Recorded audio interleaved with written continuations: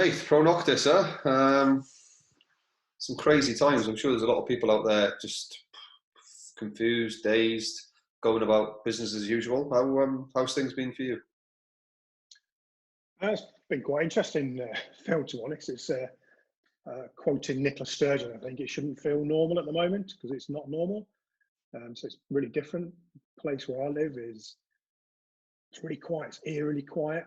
And I was saying to my wife earlier, it feels like the old zombie apocalypse, but nowhere near that. So I did take the dog for a walk this morning, and it felt like a Sunday morning. Has that sort of feel about it, but it's a Sunday morning all day at the moment. So yeah, first day of lockdown, and yeah, interesting, but feeling good. How about you? It's got me thinking a lot, really, about a few different things. I think everyone's experiencing different things depending on what their business as usual is. I mean, obviously, we're used to either being on the road a lot, being client facing, doing all our courses and coaching, etc. Or if we're not, we're probably working from home, so we're probably a little bit more used to it than others. So we might be able to adapt, although the percentage of working from home is obviously 100% now. Starting to think about the people that work from home all the time, so they haven't even got the ability to have the option of nip into a coffee shop, and just get out for an hour. I'm definitely one of them. If I'm in the house for 9-10 hours working, the walls start closing in on me, so I need the ability to go out and potter in the garden, or hopefully at the minute the rules are I can still go and cycle. I live in the country, so I can get out. I don't see anybody on a normal day, so I'm certainly not going to see anybody now. But also the ones that are used to having that routine of, up at 6:30, dog for a walk, looking after the kids, getting on the tube, into work, and then the days evolved around that. And I think the whole thing's been tipped on its head now, and a lot of people are going to have to adjust to it.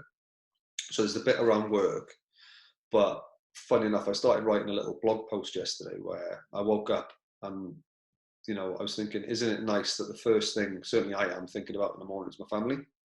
And that's probably coming from a little bit of helplessness where, my family are 300 odd miles away. My mother's elderly, my dad's elderly, my sister's down there, my brother's down there, and we're relying on them more than ever to look after them. So there's a little bit of helplessness there, but also ensuring that I'm being proactive and supporting them in the best I can to support them, if that makes sense, So I suppose the title I wrote of the blog was, isn't it nice that we're waking up and thinking of family first rather than, I've got to send that email, or I've got that meeting, or I've got to get in, and we're always rushing around doing the stuff.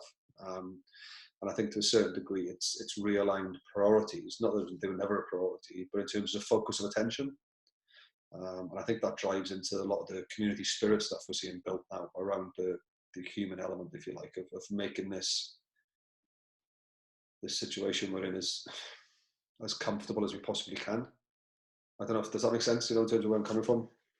Yeah, it does feel. I think it's about making the best out of it and seeking the opportunities.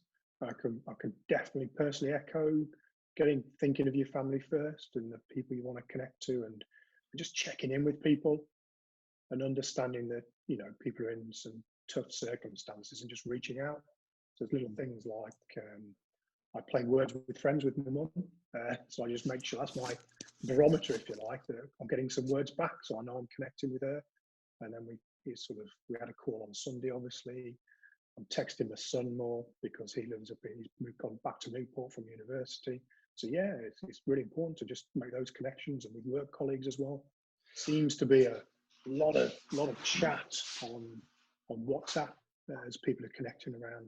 That's my family and my wife's family, and yeah, it's good. Different and not real change in priorities, but a definite change in priorities, and just making sure people are okay. Yeah, and I think that's I think that's a key element of the coping strategies here, where I think there's 8 or 10 people I texted this morning and said, we're all in the same boat now. We're all working from home. Good friends and family and colleagues, and it wasn't just a case of checking in with them. I was saying, let's help each other through this, so let's arrange, like we're doing now, a little Zoom call, even if it's once a week, once a fortnight. It breaks the monotony of your day, but also gives you a different voice and a different view and a different lens, and just a different style of conversation. Because when you're out and about working, you're surprised how many different people you have conversations with. And now you're in your 4 walls, you've got your family around you, and maybe the pets if you've got some. That's going to become a little repetitive. It's probably going to put stress on people. So I think we just need to be open open and honest and having conversations around that. So if you do need a bit of time and space, is what I'm saying to yourself, is go and get it, you know, whatever that is. If it's going upstairs and watching TV on your own, or going out into the garden or the pot, or if you're going for a walk on your own, that's perfectly okay. I think we all need, to a certain degree, our own little bit of space. And I know you do, Nathan. You know, you get to a point where you've got that introvert bit kicks in, where you go, right, I need to take myself away to recharge now and gather my thoughts. Yeah, definitely. And just having that time, and I don't know about you, Phil, but mine, it's almost like the working day is what we're used to working from home. It feels really different, and I'm doing things differently. Give us an example. So what's changed already for you then? Well, I think it's being flexible around that working. So sort of, you know, I walk the dog in the morning, did a little bit of work, had some breakfast, did a bit of training, did some more work, and then I know I'll probably have a quiet afternoon, you know, after this chat. Yeah.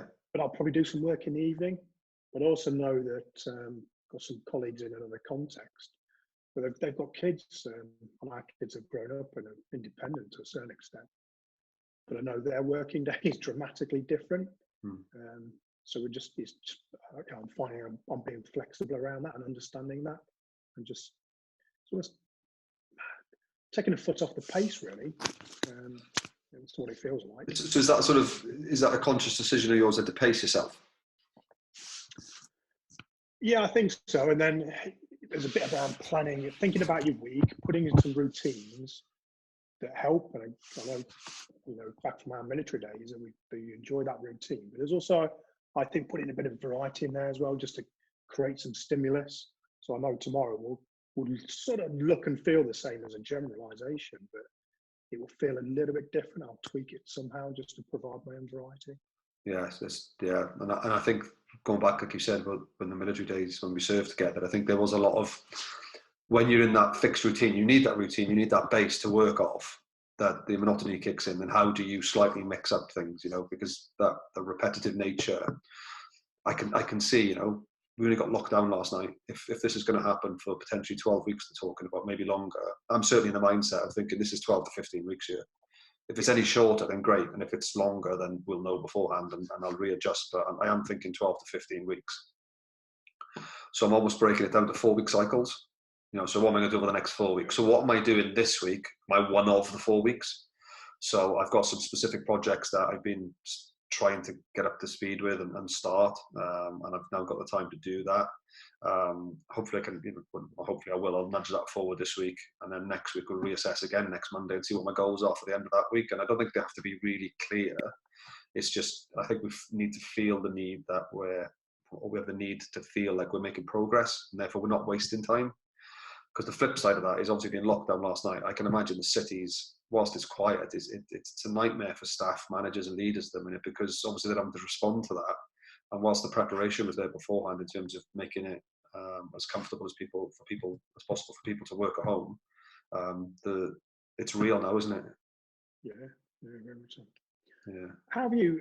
I think one of the biggest things to look out for is that physical and mental well-being. And how are you approaching that, Phil? Well, it is funny you say that. I've got an old colleague of mine who lives in Germany, and obviously they're locked down and they can't get home. And I know that we've had some conversations the last few weeks around well-being. And I think routine, you know, and allocating specific times to things that work for you, and that's the beauty, I think, of us all being different. So I know I need to do some exercise. I know I need to do some personal development, and that could just be reading. That could be just read an article. That might even be half an hour on LinkedIn, for example, looking for an article. So I don't see that as wasted time, if that makes sense. If I'm spending 3 hours there and I haven't done anything and I haven't read anything that resonates with me, then that's a waste of time when I could have been doing anything. But I will allocate sort of half an hour. I try and do some personal development in the morning when I'm having my breakfast. So I won't even check my emails. I'll just go straight onto an article or a book, or read a couple of pages, or watch a YouTube video that I've got, stored. And then that physical access, physical activity is so important. So like I said earlier, I'm really fortunate that I live in Country Lane, so I can still go and cycle. But if that lockdown, I've got the garden, I'd probably just find some space in the house just to do 15 minutes a day, just to keep yourself ticking over. I'm not competing at a high standard anymore. I don't need to be extremely fit, but I think the body still needs that. And I know, and if anybody spoke to my wife, you know, if I've done 4, 5, 6 days without any exercise, I start getting cranky. She's like, right, get out on your bike, get out on your bike, you know, because you do need that release, don't you? Yeah, I just wonder in these times, that, you know, you sort of highlighted this could go on for quite a period of time. It's unprecedented. I just wonder if it's an opportunity for people to get into some really good routines and sort of looking after the physical and mental well-being, as well as getting some work done. It might be a real time to readjust to having maybe a different life that looks and feels a bit different, but is probably more sustainable. Yeah, I think people are working with that. Yeah, I think so. I mean, a lot of the guys I'm chatting to, because obviously still doing a lot of coaching online, you know, as a lot of people are adjusting to work virtually. And a lot of everyone's saying that if this does last 12 weeks, maybe the way we work will change, you know, because it's going to work to a certain degree.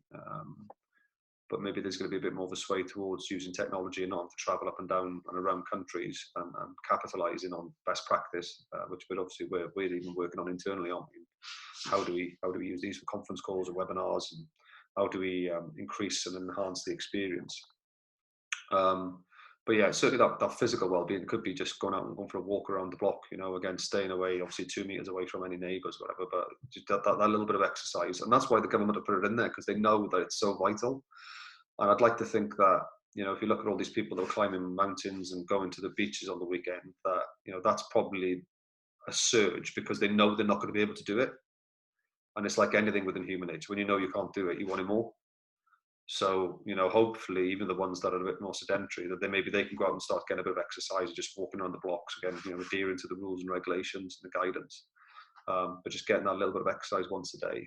But also the mental bit, so the stimulation around online learning, for example. There's some amazing platforms on there, you know, Khan Academy, Google Scholar. There's loads of stuff online, and maybe we'll drop something in the comments here that there's one website I was reading the other day, 600 new courses from the top 10 universities in the world. There's something there for everybody. So the grey matter could be just doing a topic per day, and over the set 12 weeks, you're developing a new skill set, developing new thought patterns, and therefore coming out of it, you'll actually come out of it as a better person. You know, so I think there's investing your time as well. It doesn't have to be starting a whole, you know, university degree where you're spending 4 hours a day, because you've still got your job to do, you've got your family to deal with. It could be 15-minute pint-sized chunks of learning that engage in your brain. And that's really good for your mental well-being, as well as reaching out and speaking to family, you know, being there to support one another, family and friends. And yeah, as I say, physical side regarding the fresh air. So I think you'd add to that, Nath. I mean, I tell you what, I'll just flip on this other side. So when you've worked with these elite athletes, you know, whether it's British canoeing, British sailing, and obviously UK sport now, when they're locked down in their training camps, granted by their own free will, because they're training and resting on it. That's all they're doing: training, rest, train, rest, train, rest, rinse and repeat. What do you find those guys and girls do to be able to do that week in after week in, week out? I think a lot of people I've worked with, Phil, they've just got this real determination and a real focus on the end goal, and they understand that this is the process that they're going to go through. How people engage together, work together, whether it's an individual sport or a team sport, how they operate in that environment, support each other, connect with each other, but they're still massively relevant. So all the stuff we're talking about is hugely relevant. I think something that chimed with me, you were chatting a few minutes ago, just about those cycles as well. It's just like, okay, this is breaking down into smaller chunks. So we've got this 4-week cycle to go through. We evaluate at the end of that. Did that work? Did it not work? What do we need to change? What does the next cycle look like? Or microcycles. So we're working in smaller chunks over this bigger period. So maybe that's something people can transfer straight across. It's just, okay, we got 4-week blocks perhaps, if it works for you, or 2-week blocks if that works for you. What are you going to do in these 2 weeks? And set yourself little mini goals. And I guess going back to your processes, that really works. Yeah, and before we started this, there's a little pop-up on my laptop with my news alerts, and it looks like the Olympics is getting postponed by 12 months. I don't know if you've seen that. So, you know, a lot of our work with our athletes is going to be realigning, resetting what their goals are, because I think, you know, these people have been working on a 4-year cycle, And they've done exactly what you said there. So a 4-year cycle is not a 4-year cycle. It'll be multiple 4-week cycles, won't it? You know, hundreds of them. And they'll be trained towards a specific goal over those 4-week periods. They'll test and adjust, and then they'll see where they're at and what worked for them, what worked, what didn't work. And then they'd go again, wouldn't they? And they're always continually looking to improve. And I think there's a bit of reset in there for a lot of athletes we work with. I'm not sure some have got another 12 months in them. They're coming towards the end of their career. I think a lot of people are probably peaking now, just before it, you know, a couple of months out, they'll be right at the right end, so they're more susceptible to illness. They're training harder or trying to train harder. So there's going to be a recalibration really of what's important. And I think there needs to be a lot of governance and guidance from the governing bodies. And I think that's the same for organisations working with their staff, because it is unprecedented, but there's best practice out there. And I think it's an opportunity for leaders to stand up. I think it's an opportunity to land up and communicate. And whilst we can't assure everybody's jobs, the government are doing the best they can. What we can do, and that's well within our powers, is to communicate with our staff and show them that we actually care. Because the best coaches I've worked with and the best athletes that I've worked with, all of them care and they all look out for each other. Is that something you've seen? Yeah, I was chatting to a coach yesterday, Phil, just about providing clarity, and I think I saw on the BBC News that Team GB's pulled out of the Olympics. Oh, okay. Yesterday, and just about as this coach was just asked, we were chatting about this clarity, and knowing that the athletes will have probably seen that news as well, and they've had no clarity from the organisation. It's sort of tough, and like I say, they've invested a massive amount of time, along with the coaches, into this one sort of period of time. So that clarity, and it's almost getting ahead of the messaging for me, is really important, and just getting a message out there. It doesn't necessarily have to be the right one, but just showing them that you care and you're thinking about them, you're in touch with them, and as I say, you care is probably the priority. And then rather than create a void, a vacuum of information, is get a message out there. You can always test and adjust. And I was thinking about it this morning. It's a bit like skiing down a ski slope. I'm probably saying that because I was meant to be skiing this week. But, not that you're bitter. Not at all. It says with his pictures behind it. Just to remind me. But you're at the top of the slope and you want to get down to the bottom of the slope, or the hut, the refuge, the cafe, whatever it is. Yes, you can go straight down, but these things knock you off track, and just having, I've got a plan, I'm saying something, it might be the wrong, so I have to adjust, and I adjust again, but getting that message out there is really important, I think. And it's funny because as you were talking there, the principle of that is exactly what we're doing here, isn't it? It's just trying to provide something for somebody. It's to show our clients that we care. It's to show that everybody's feeling the same thing, but there may be some tips in there. So granted, it might be 12, 15, 16 weeks, who knows? But don't think of it as a 12-week block, was one of the main takeaways from this conversation for me. Is just break it down into 4 weeks. So we've got 4 1 weeks within that 4 weeks. What are we going to do this week, and what can we work towards? What can we nudge? And how can we look after our physical and mental well-being moving forward? And adjust it, what works for me, what doesn't, and then we keep on going. And I think it's a really important message around, this is not going to be permanent either. This will end at some point, so you've got to try and avoid as best you can the catastrophic thinking. So it's just about dealing in the moment and trying to work out your own processes. Try and work out what's best for you. And we were on a call with a psychologist, Jane, earlier, and she was saying, well, I have to start early now, and I'm finishing just after lunchtime, and the rest of the time afterwards with my children, and that, that's the end of it. That's decision made, and I'm going to go and enjoy that. And because that's my priority, I've got to deal with that as well. I'm not just somebody who can leave the house in the morning. I'm now a professional. I'm now working from home, and I'm a parent and a professional, so I've got to juggle that. And I think most people will understand that. Most people understand that priorities are slightly shifted at the moment, haven't they? And potentially for the better. So with every challenge comes opportunity, as they say. And I think that little bit of altering of perspective could be quite vital for the whole human race moving forward. Yeah, agree with that. On that note, it's a great summary there, Phil. Great summary, thank you. Right, okay, so we look forward to engaging with you more. It's a very, very short little video, and Nathan and I are here to support you as part of the Pro-Noctis team. If there's anything you'd like us to talk about or any topics that you're finding, please DM us or LinkedIn us or Facebook or Twitter or whatever. Reach out. We're all over other social media platforms. So let us know what you'd like to discuss. I hope there's a few takeaways there for you. And just remember, you're not on your own, and we're all going through this together. And there's different skill sets that can help and support one another. So please lean into it and let us help you. So hope you enjoyed it, and look forward to presenting another one for you soon. Take care. Bye. Bye.